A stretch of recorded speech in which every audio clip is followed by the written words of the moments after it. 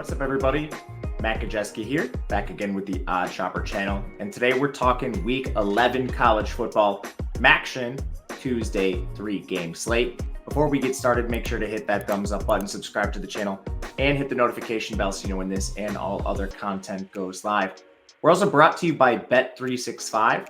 They have a limited time offer for those of you living in Kentucky, Ohio, New Jersey, Virginia, Iowa, and Colorado, where you can make your first deposit.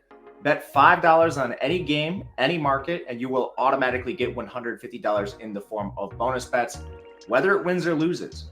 You need to be 21 to play, 18 in Kentucky. If you or someone you know has a gambling problem, please call or text 1-800-GAMBLER. Limited time offer, link in the video description below. Make sure you take advantage of these while you can. All right, we're back to Maction. We had a pretty successful week in the MAC last week. Took a couple L's, had a couple victories. It is generally known as the greasiest of the conferences. Went to bed a couple times thinking I was going to lose and then ended up with wins in Ball State and Akron. But let's kick things off. It's another 3-game slate. And to start, we have Ball State taking on Northern Illinois. Northern Illinois is the home team. They're also a 10-point favorite, and the total is 43. Really tough game to handicap. We've seen a lot of up and down performances from both teams. Ball State just lost to Bowling Green last week, 24-21. Prior to that, they had a win over Central Michigan, and then they only lost to Toledo 13-6. So, I mean, this is a team really all over the board. They have made a couple of quarterback changes, and now they're moving forward with Kyle Kelly, who's basically a triple option dual threat signal caller. They rarely ask him to throw, and it makes sense. He doesn't even have a passing touchdown yet this year. 4.5 yards per attempt, 50% completion. But man, can he run? He already is averaging 5.1 yards per carry, 434 yards. Pressure rate of this offensive line is just 20.5%. Run blocking unit is also pretty decent. And when you look at Northern Illinois' defense, this team is worst against the run. Now, they're a pretty good defense overall. Want to stress that to begin with. 45th in total defensive efficiency. But that mostly comes through ranking 3rd in pass coverage. This team is 72nd against the run. Definitely weaker on the defensive line. And now we've now seen Kyle Kelly and Marcus Cooper run over defenses, I think, that are comparable to Northern Illinois. So that's the first thing I want to highlight. But then we go to the Northern Illinois side. This offense is 95th. Some of you may think it's drastically better than Ball State's. Ball State's 97th. We haven't seen this Northern Illinois offense play all that well this season. Where they win games is their defense. And again, they're 45th in defensive efficiency. Ball State is 1 away. My real question is that gap worth what we see in the spread here, 10 points? To dive into Illinois briefly, Northern Illinois, Rocky Lombardi under center, 58.2 completion percentage, 6.9 yards per attempt. He hasn't run a lot this year. He's under 1 yard per carry. Offensive line is doing a good job keeping him upright. Both these teams actually have pretty good offensive lines. Northern Illinois is missing Evan Buss, but they've actually had some pretty good play out of like Drew Hoth and Evan Malcourt behind him. Only other absence is Kasper Ruchkiewicz, their wide receiver. He's missed 2 games. But this Northern Illinois team has also played all over the board too. They just allowed Central Michigan and Jace Bauer to put up 37 points in a loss. They beat Eastern Michigan 20-13, beat Ohio, which was a bit of a surprise. Then Akron, lost to Toledo, lost to Tulsa, lost to Nebraska. This team really has one good win all season, in my opinion, and that's Ohio. Your other wins over Akron and Eastern Michigan within the conference, they are what they are. Now, they do have a Boston College on the schedule. That was week 1 when Boston College didn't start the correct quarterback, so I'm not reading too much into that. Emmett Morehead was a disaster with 4.9 yards per pass attempt. I'm not buying this Northern Illinois team. I think the spread should be closer than what it is. I believe Ball State has also played a tougher schedule in conference, having already faced Western Michigan, Toledo, and Central Michigan. They also had a brutal non-con, which I think has depressed some of their metrics. They've been much better in conference. They did allow 24 points to Bowling Green, but held Central Michigan to 17, Toledo to 13, and then Eastern Michigan to 10. I think there's a chance this defense is better than 108. I haven't bet this yet, but right away the lean is going to be Ball State plus 10. Waiting to see if we get money on Northern Illinois, but otherwise, like I'm probably going to end up playing this at plus 10. So that's the lean. Game 2. We have Central Michigan and Western Michigan. This is one I'm certainly going to bet, just not incentivized right now with Central Michigan taking a lot of money. This was Western Michigan minus 3.5, which I was already considering. Now it's down to 3. And a lot of these plus 3s on Central Michigan are juice. So if you like that side, you should bet it now. But I'm going to be on Western. The total's 56.5. Western plays really fast, and they have a poor defense, which is the case for both of these teams. Central Michigan's 99th in total defense. Western Michigan's 112th. Now, both of these teams, the strength of their offenses line up with the weaknesses of the opposing defense. Western Michigan is 125th against the run. Central Michigan is basically another fancy triple option team. Even with Bert Emanuel out, we just saw Jace Bauer run all over Northern Illinois, over 100 yards. That was also the case with the running backs. I mean, Luke's had an awesome game last week too. The Central Michigan running attack is awesome. And it's not just that. The offensive line's been very good, 37th in run blocking.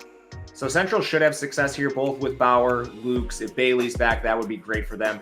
The offensive line, very good at run blocking. And then this Western defense, 125th in run defense. But on the other side, this Western offense is ranked ahead of Central Michigan. We're talking 92nd versus 96th. And this is also a situation where we've had a quarterback change. So Hayden Wolf has come in, and I think this offense has played better than 92 since we've seen him under center. 67% completion, only 6.5 yards per attempt, but I wouldn't read too much into that. This offense plays like almost Western Kentucky style air raid, where they just dink and dunk and try to methodically move the ball downfield via the pass. Hayden Wolf has been very good at operating that system, not turning the ball over. And then this Central Michigan defense is 102nd against the pass. I mean, they're not good anywhere. They're 93rd against the run. But if you just want to look for the worst component of their defense, they're awful against the pass. And I don't even know if this Western Michigan team needs to be as pass heavy as they have been, because Jalen Buckley, their star running back, has been awesome. And then for all the praise we just gave Central's offensive line, 37th in run blocking, Western is 11th. Pass blocking, Central's 123rd. I don't think all that's on the offensive line. Quarterbacks hold the ball a lot there, but Western's 50th. We have an awesome offensive line for Western to fall back on. I personally believe this team is a little underrated in terms of power rankings, and I'm going to continue backing them against these middling MAC teams. But to me, I think the best idea is to wait here and find the best number. If a 2.5 pops, I'm going to fire immediately, but I'm going to play 3 regardless. We'll see what we can get up to kickoff.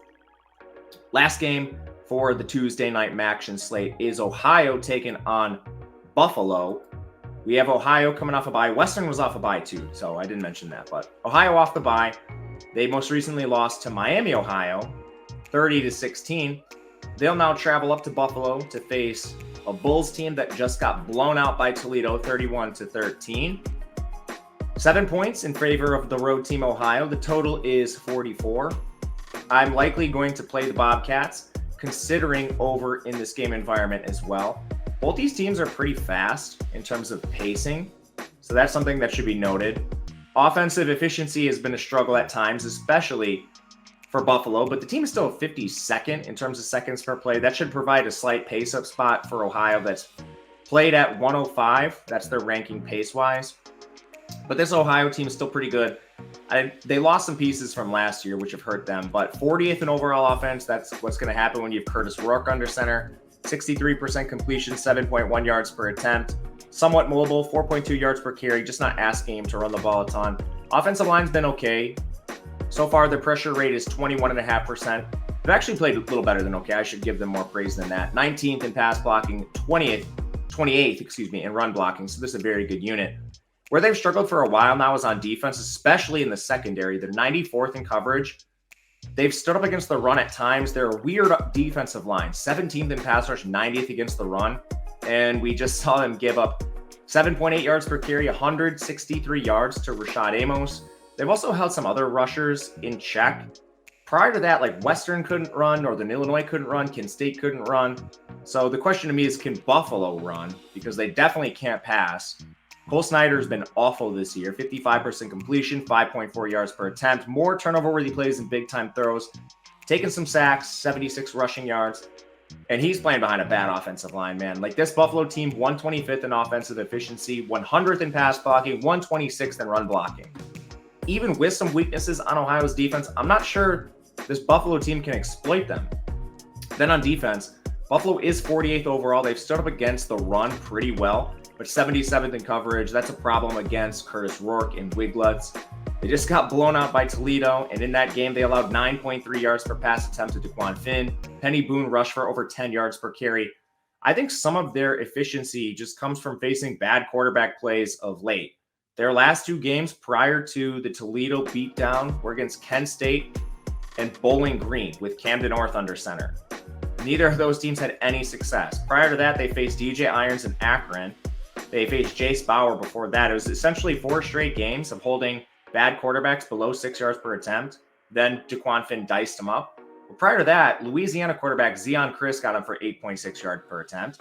Caden Salter, 13.2 yards per attempt. They allowed 459 yards to Fordham.